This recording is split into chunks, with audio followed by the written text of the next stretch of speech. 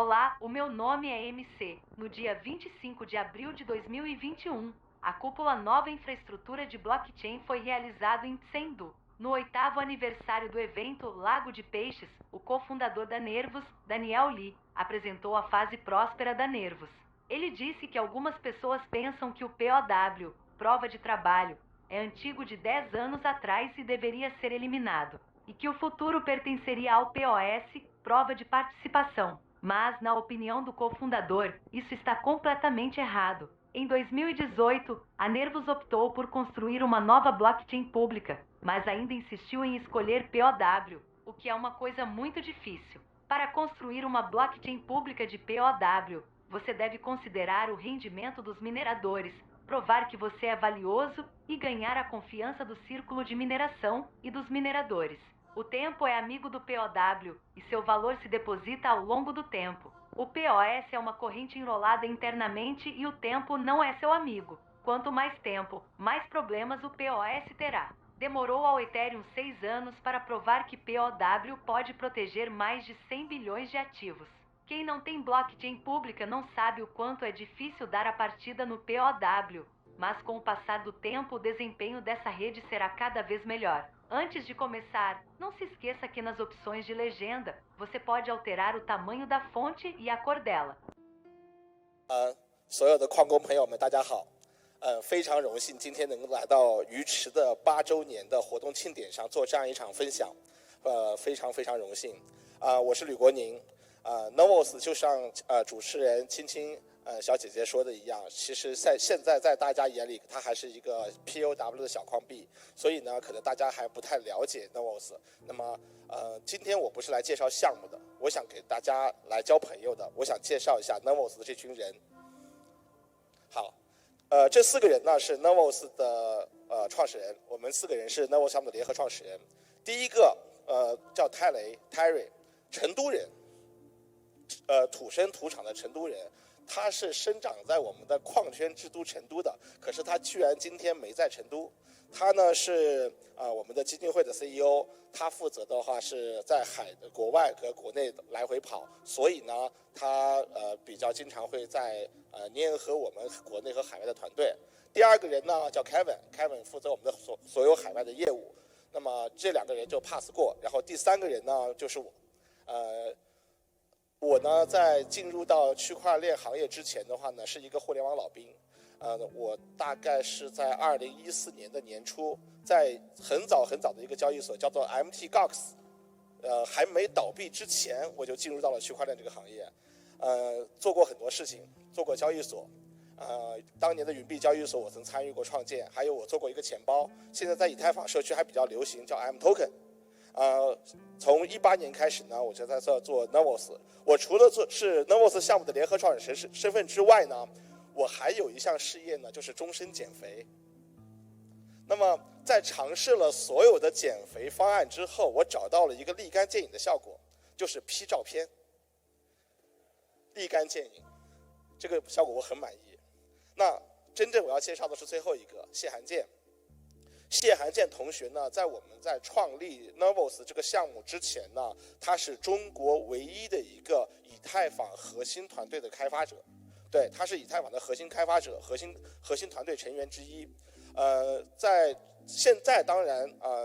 在那个时候，在18年的时候，以太坊的来自中国的开发者只有谢寒健一个人。可是呢，现在的话呢，我们知道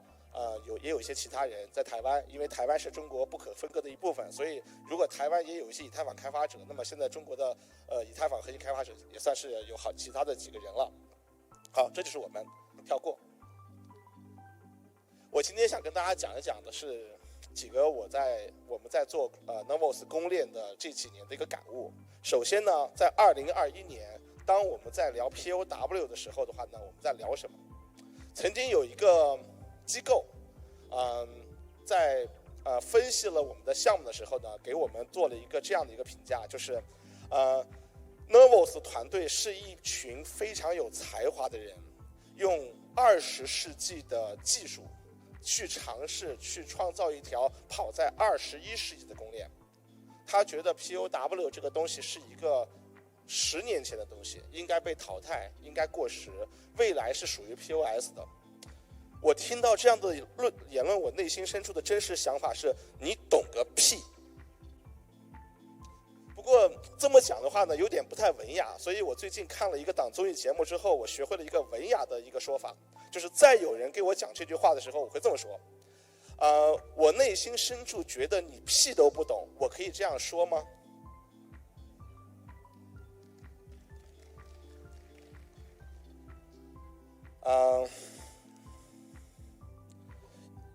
真的说心里话，到了18年、19年的时候，我们在做一条真的全新的公链，依然坚持的选择 POW， 是一件非常非常难的事情。可是没有人知道，除非你是真的去做一条链，否则你不会知道要去起一条 POW 的公链能有多难。做一条 POW 公链有一个很重要的一个点呢，就是你必须要考虑到矿工的收益，尤其是在 POW 公链的早期，一个项目它尤其是 POW 项目，它的早期它更像是一个婴儿，你没有办法证明你的价值的时候，你就需要很多的成年人来保护你，来呵护你。在这个时候的话呢，你必须证明自己有价值，你必须去赢得矿圈、矿工社区的信任。我记得在18年的时候、19年的时候，为了我们的这个公链冷启动，我先后2次去拜访神鱼，然后当时我还记得我第一次到鱼池的那个办公室呢，当时是在 Kobo 的办公室见的神鱼，当时特别有意思。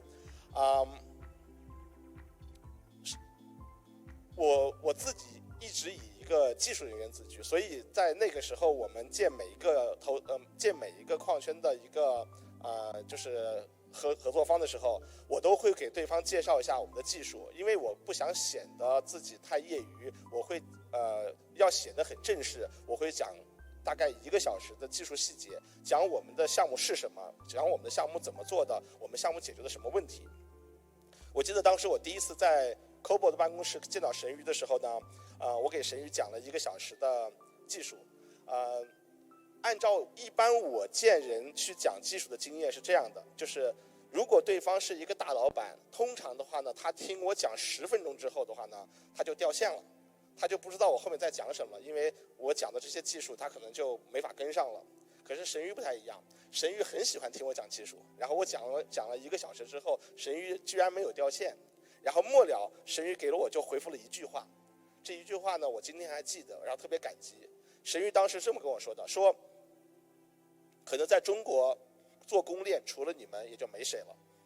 然后从那里之后呢，我们跟鱼池的合作就开始了。我们是在2019年的年中上线的测试网，然后我们在测试网上面一共跑了半年，这半年里面我们做了5轮的测试网的挖矿大赛，每一次比赛最终都是鱼池的这个矿池拿到了第1名。然后到今天的话呢，我们的主网已经上线1年半了，到目前为止，鱼池依然是 Novos CKB 上面最大的矿池。我觉得这里面的话呢，最大的是我们有很好的运气，我们在很早期得到了像鱼池，还有鱼池背后矿工，还有这些大佬们的支持，所以我们非常幸运的在过去的这1年里面的话呢，走过了 POW 矿的这个冷启动阶段。然后 POW 项目有一个特点，就是它的价值是可以被时间和不断的能量不断的注入进来，然后在这个链上会沉淀下来的。所以时间是 POW 的朋友，相对于我们的 POS 呢，它其实是一个内卷的链。然后呢，时间不是它的朋友，随着时间跑得越久 ，POS 的问题越多。但是 POW 不一样，比特币用12年的时间去证明它是一个这么成功的链，然后以太坊用了6年时间证明 POW 可以保护过1000亿的资产。没有干过公链的人不知道 POW 冷启动有多难，但是 POW 下面冷启动之后，随着时间越久，那么这条链表现就会越好。从2018年开始呢，我们就不断的在社区里面给别人讲 Novos 项目是什么 ，Novos 项目是什么。我们讲的最多的一句话是 Novos 项目做的是分层架构，我们用 POW 做了一条底层链，然后我们上面做的是2层网络。然后但是当时没人听得懂。很有意思。到了2021年，社区突然理解了 Nervos 是什么，他们给了 Nervos 一个简单的表达方式。Nervos 是比特币加以太坊 2.0。哎呀，第一次听到这个听到这种表达方式，我是有点纠结的。为什么呢？首先在底层呢，我们的底层这条链的话呢，走的是 POW， 我们要的是去中心化，我们要的是安全性，我们不希望做任何妥协。可是我们在我们的上层的话呢，我们从18年就开始走分层架构，做分层方案。可是以太坊在坚持到了2020年年底，他们也转型成了2层网络，也就是2021年的以太坊 2.0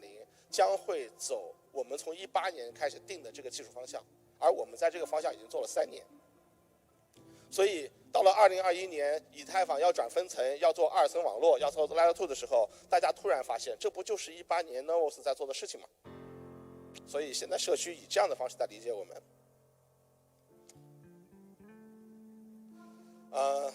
Nervos 主网已经上线1年了。过去的1年里面，我们花的最主要的精力是保持主网的稳定，然后维持好我们的 POW 的矿工生态。我们的算力在2020年的话，一整年从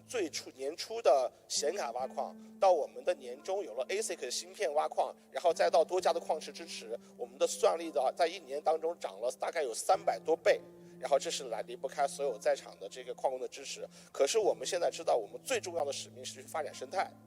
我们为了发展生态的话，我们现在所有的团队在集中所有的力量，在给开发者打造工具，在帮助开发者去把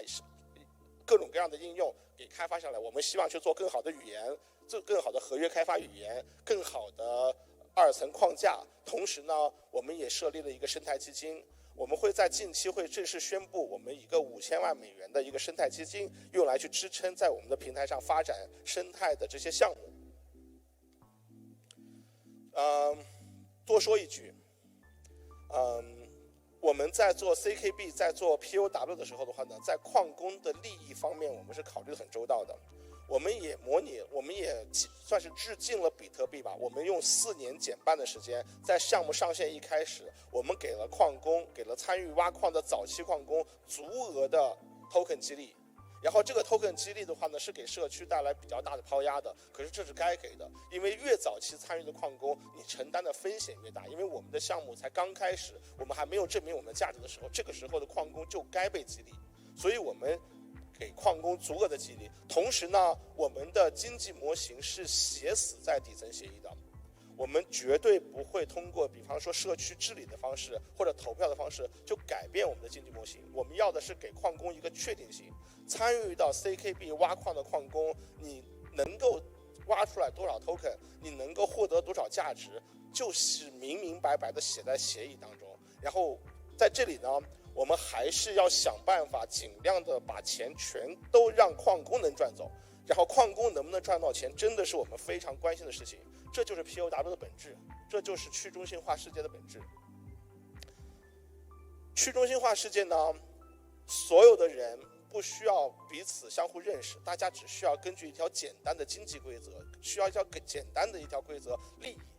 大家就可以凝聚在一起，然后做一件对整个系统、对所有人都有益的事情，然后让大家把所有的力量汇聚在一起。这是去中心化的本质。这里面最的核心就是要公平。为了公平，我们在内部定了一个原则。你们不知道，我们作为项目方有多少的矿机厂商、芯片厂商过来找我们，希望我们参与进去，我们投资我们去投资，甚至我们跟他们一起去研发矿机、去卖矿机。但是我可以很负责任的告诉大家，在这件事情上，我们有非常强的一个底线，就是 Nervos 的项目方绝对不能参与到任何的芯片开发和矿机生产以及矿机销售当中去。为什么？一旦我们作为项目方参与进去，我们就破坏了它的公平性。同时我们还要给我们所有的矿机厂商、我们的芯片厂商，还有我们的矿工，还有我们矿石一个保证，就是我们什么都不会变，我们对所有人一视同仁，规则是透明的，规则是公平的。我希望大家在公平和透明的这样一个前提下，去为我们一起共建出一个繁荣的生态。这是我们相信的去中心化的本质。因为我们想要做一条10年、20年、50年甚至100年能够平稳的跑下的一条公链。从短期来看的话呢，实用主义，把这个链做得快一点，然后呢，能够去募资，然后呢能发币就 OK 了。但是从长远来看，一条链能跑10年、20年，能跑100年，真正决定这条链能跑下来的那些本质的东西，其实就是去中心化，是公平性。所以我们在这上面绝对不能妥协。我还记得大鱼池的运维的大鱼当时给我打过一个电话，当时鱼池的大鱼最关心的一个事情就是，如果鱼池投资参与到我们的早期挖矿，我们的算法会不会改？然后大鱼为了这个事情应该给我打了不止1次电话。大鱼不知道的事情是，当时你在给我打电话的时候，我一手接着电话，我另外一手是这样的姿势，3个指头，然后对天发誓，我这辈子我们的算法都不会改，放心的去做就好了，我们支持你。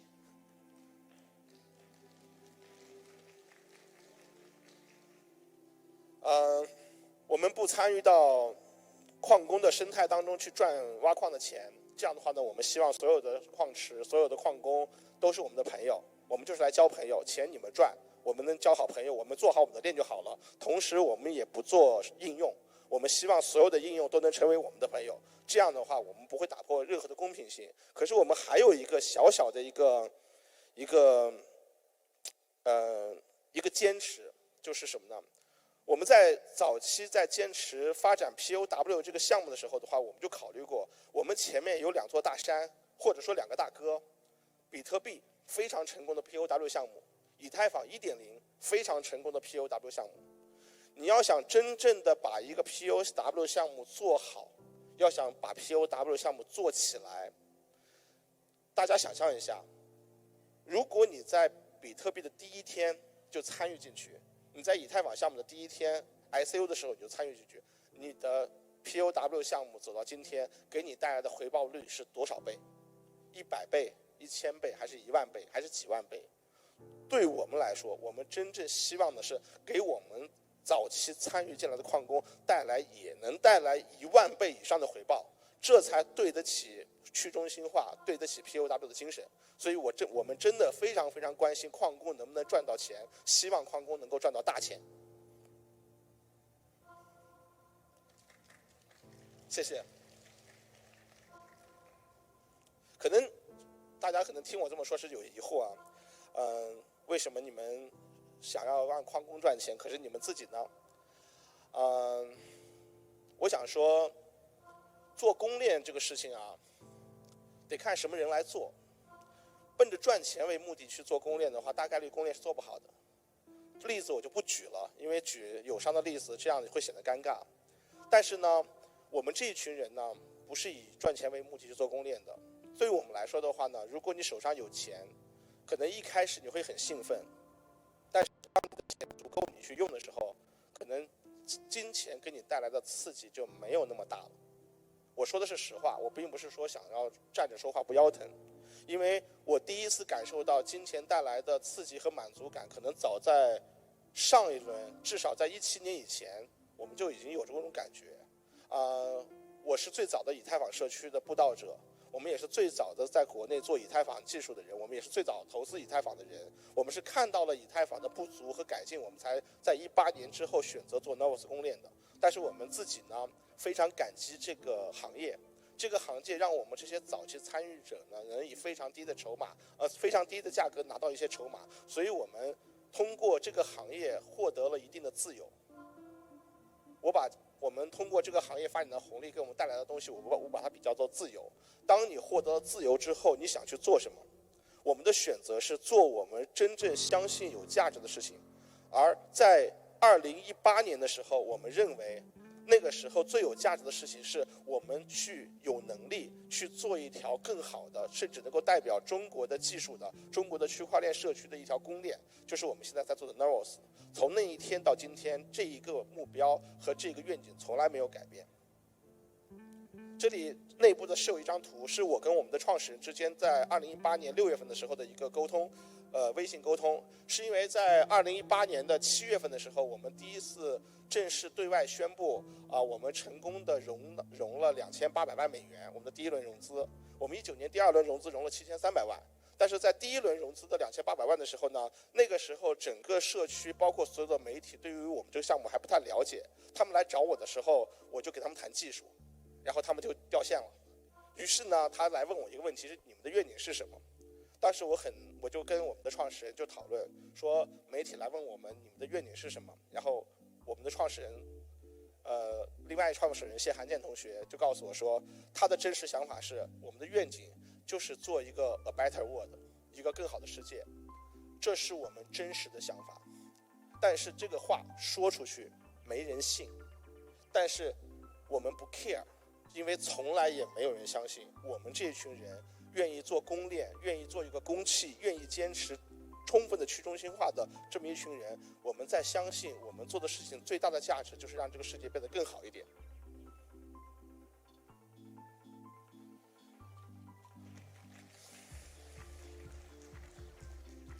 恭喜于池8岁生日快乐！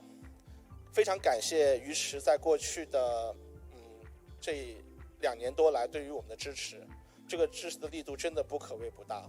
然后非常的感谢于池，同时的话也非常感谢参与进来的矿工，然后让我们一起携手在底层 POW 这一层做一个更好的一个矿工生态，然后也要相信我们会在应用层，会在生态会做出更好的成绩给大家。最后再次感谢大家，谢谢。